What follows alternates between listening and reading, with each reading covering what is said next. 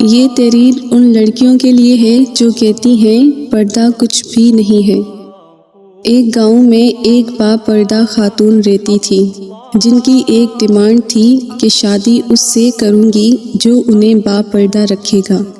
ایک نوجوان اس شرط پر شادی کے لیے راضی ہو گیا۔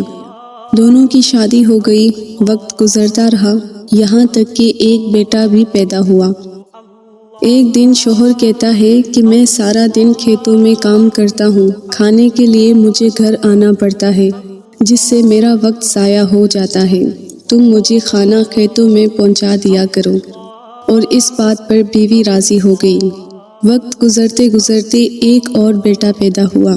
کچھ دن گزرنے کے بعد شوہر نے کہا اب گزارا مشکل ہے، تمہیں میرے ساتھ کھیتوں میں ہاتھ بٹانا پڑے گا۔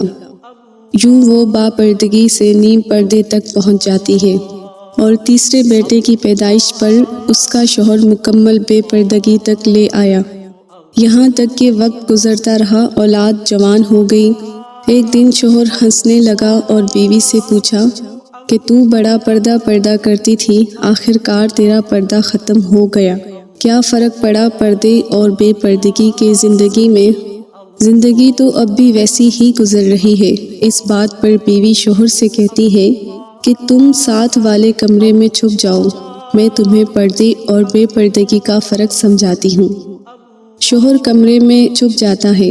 عورت نے اپنے بال بکھیرے اور رونا پیٹنا شروع کیا۔ پہلے بڑا بیٹا آیا اور امی سے رونے کا سبب پوچھا۔ ماں نے بڑے بیٹے سے کہا کہ آپ کے بابا نے مارا ہے۔ بڑا بیٹا امی کو سمجھاتا ہے اگر بابا نے آپ کو مارا ہے تو کوئی بات نہیں، وہ آپ سے محبت بھی تو کرتے ہیں اور وہ آپ کا خیال بھی رکھتے ہیں۔ بڑا بیٹا امی کو سمجھا بجھا کر چلا گیا۔ عورت پھر سے رونے کی ایکٹنگ کرنے لگی اور دوسرے بیٹے کو بلا کر بتاتی ہے کہ آپ کے بابا نے مجھے مارا ہے۔ دوسرے بیٹے کو غصہ آیا اور بابا کو برا بھلا کہتے ہوئے امی کو سمجھا بجھا کر چلا گیا۔ آخر کار عورت یہی ڈرامہ اپنے چھوٹے بیٹے کے سامنے کرتی ہے۔